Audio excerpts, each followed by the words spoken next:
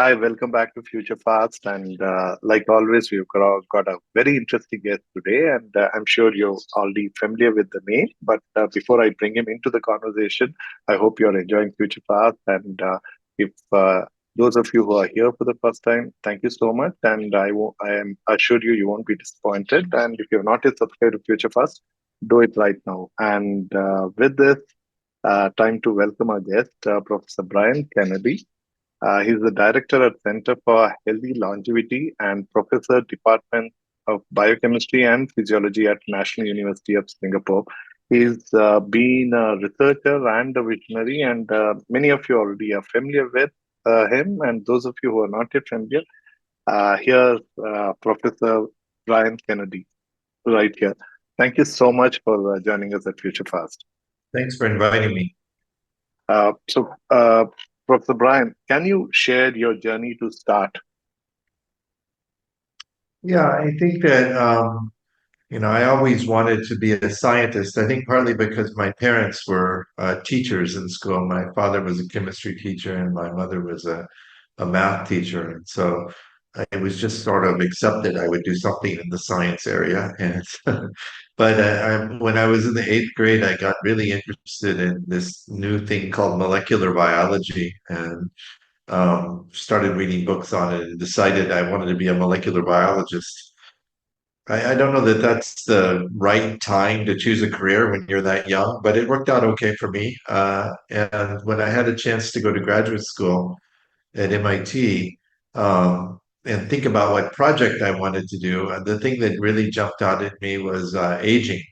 And I think part of that was because I was an only child and everyone in my family lived forever. And so I was around all of these aging relatives, and some of them were very healthy and some weren't, and some were happy and some weren't. And it just struck me as really interesting. And then at the time, this was 1990, there wasn't much research in the aging field. And it struck me as odd that there could be, something that happens to every person on Earth, and yet we don't do much research to understand why. And so that's what got me into thinking about aging. I know you started off in US and you moved to Singapore. Uh, I'm sure the move is just not west to east from a geographical sense. You have also seen the way the thinking is different here, particularly in the context of aging. So, how do you see the difference in thinking from west to east from your perspective? It is different. I've always been drawn to Asia. Even when I was still had my main laboratory in the US, I had a lab in China in Guangdong province for about 6 years. And so I was coming to Asia all the time. And so when I got an opportunity to move full time to Singapore, I jumped on it. I think there's a couple reasons for that. First of all, the demographic challenges of aging are happening in Asia. That's the main place where it's happening. If you take Singapore, for example, there's going to be one quarter of the population over the age of 65 in a few years. Japan and Korea are already ahead of that. China is rapidly catching up. So the aging challenge is ground zero for that is really in Asia, East Asia. Um, and then I think there's also a mindset in China and among the Chinese population that is really oriented toward healthy longevity. The Western medicine is very reactive. In fact, I like to call it sick care instead of health care because we don't really do much prevention. And then when someone gets sick, we put a lot of time and resources into trying to make them better. But the traditional Chinese medicine and Ayurveda as well are oriented, I think, more toward health and keeping people healthy. And so the concept of healthy longevity really appeals to people in this part of the world. Whereas in the US, when you say, I want to make you live longer, people will think, well, why would I want to do that? My mother's 85 and she's sick and she has trouble getting out of bed. She's in pain.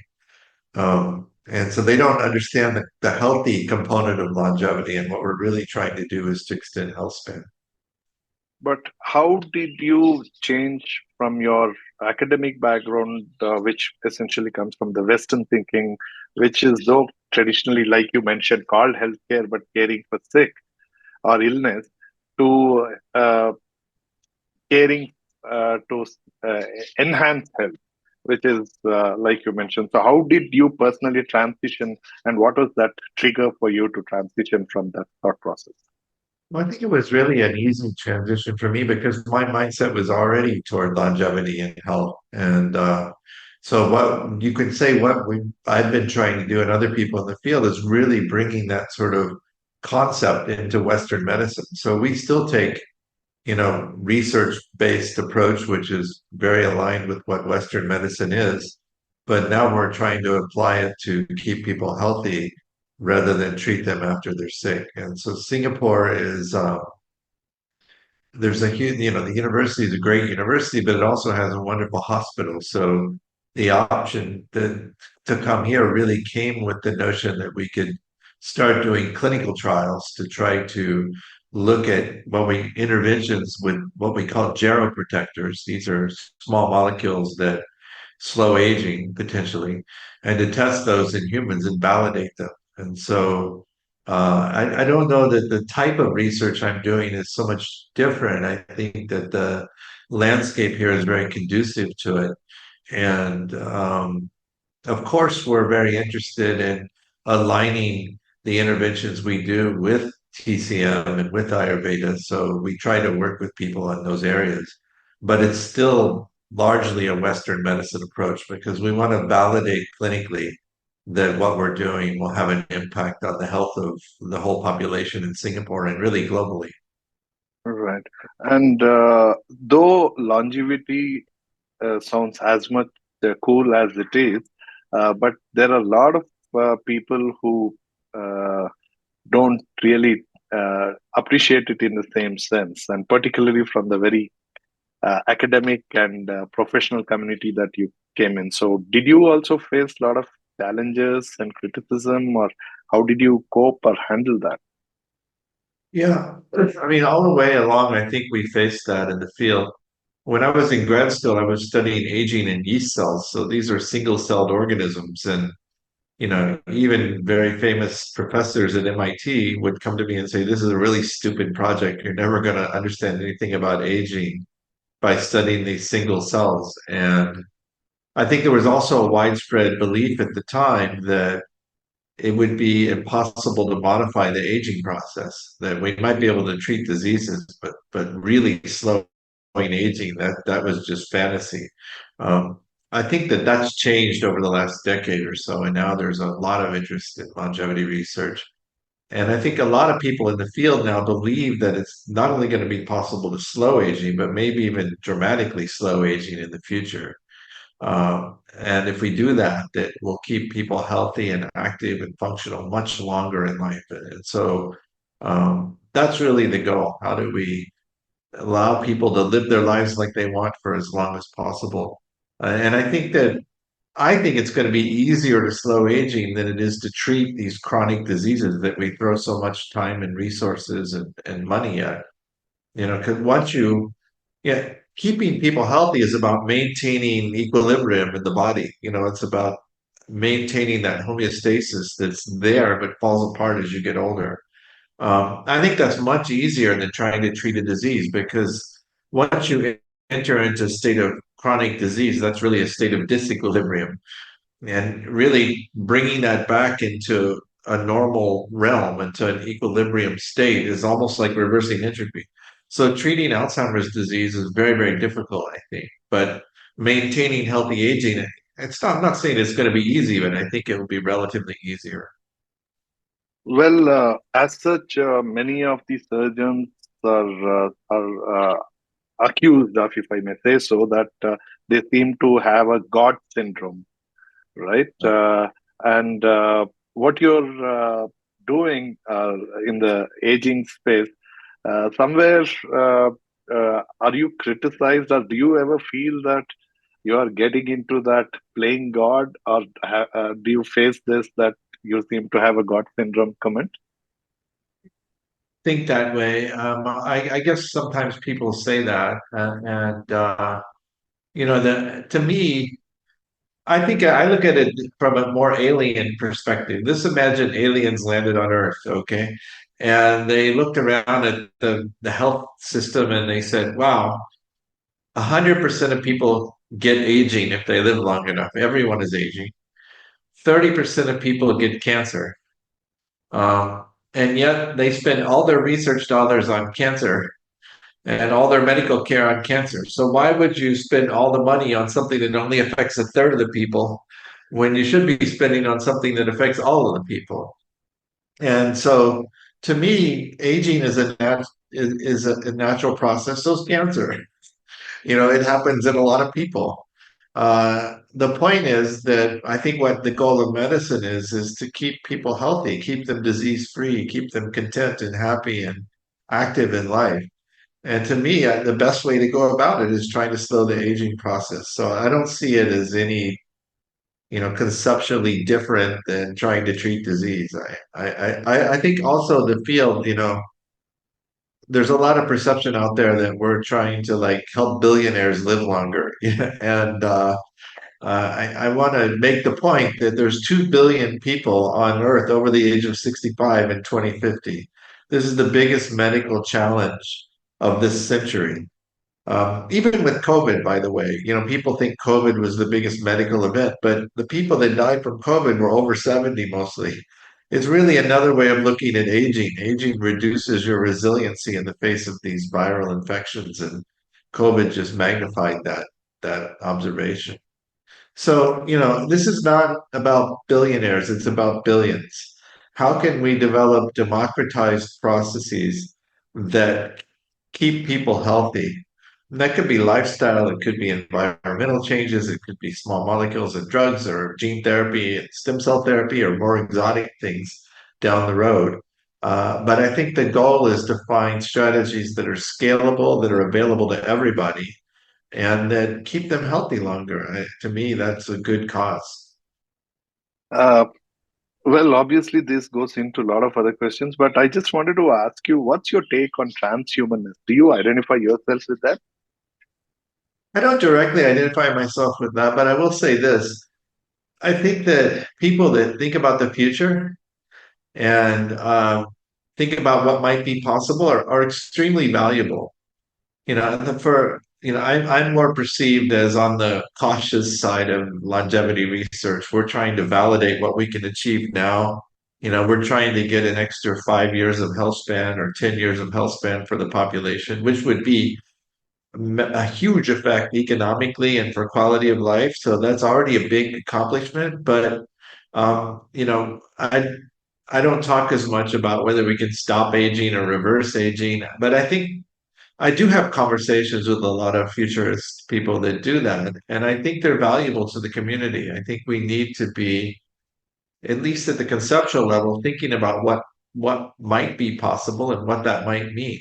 I think that if we really stopped aging, of course, it would radically change society. I think probably maybe for the better. But the one point I would make though is that even if you stop all aging now, just like that, there would be nobody 200 years old for 81 years. It's not like suddenly there's going to be 500-year-old people on Earth. It's a slow change, True. even if we completely stopped aging. So I think the world will have time to adapt. It's hard to imagine. You have to imagine what that would look like in the context of many other changes that are going to happen in the future as well. I don't think it's a bad idea to try to keep people healthy, and that's what I'm trying to do. Wonderful. Uh, do you, who would you attribute to as people who have for the person that you have become or the way you think today? Uh, uh, who are the people, or are they books, or what is it that influenced you to be what you are today? Yeah, that's an interesting question. I think certainly my graduate advisor, Leonard Guarente, was very, very helpful because um, when I started working in his lab, he was one of these people that was just extremely creative, but he also gave you a lot of freedom. And so he allowed you to come up with ideas and pursue your own ideas and research. And he would express his opinion about them, but he would almost never stop you from doing something. And I think that helped me become a really good scientist because it allowed me to make my own mistakes, to come up with my own ideas, and to learn, how to do high quality research. And I've tried to impart that to people that come through my lab. I rarely tell people what to do all the time. I don't look over their shoulder every minute because I think if you're going to train high level scientists, you need to let them make mistakes and give them that freedom to do it. And I think that's very important. Of course, you have to be a little careful. If they're going to do an experiment that costs $200,000, maybe you have to make sure they don't make mistakes. But a lot of things that happen in the lab, or you're an idea you come up with, you can test it cheaply, and I think those are letting people do that and encouraging them to do that is highly valuable. So he certainly had a big impact on me. And also like people I worked with as an undergraduate, Rick Gaber and Mark Vidal, they all sort of imparted the excitement of doing scientific research to me. And so all of those people had a big impact, I think. Can you recommend some books or podcasts that you read and you follow, and you think people who are interested in longevity should ideally be looking at them or following such? Well, this is totally self-serving, but we have a healthy longevity webinar here in the US that we do 3 times a month. It's Thursdays at 7 and free to register for. And actually, all the shows are available on YouTube after the fact. So there are about 110 shows now that if you just look up National University of Singapore and my name and healthy longevity, you'll find the link on YouTube. And people that are interested in longevity can choose topics they're interested in and hear presentations from the leading scientists in the world. So um, totally self-serving, but you asked, so. No, that's perfect. And all those links are given right below this podcast. So please look up, and you can also follow him and his work. The links are also given right below the podcast. No, that's perfectly fine. And apart from that, is there anything else you'd like to recommend on books, perhaps? It's funny because I don't read a lot of books in the space. It's, I think as scientists, we really are, reading the primary literature and having conversations and traveling to meetings all the time. And so much of my reading is like outside of science. I read a lot of history and literature, and because I need to get away from it once in a while. I'm not sure that's answering your question, but I think that there have been a lot of books on longevity. If you um, just look up on Amazon longevity, there's many of the authors are scientists in the field, and a lot of those books are really interesting to read. Oh, well, any recommendations in that sense? Because it's true that we are uh, a product of multiple influences, right?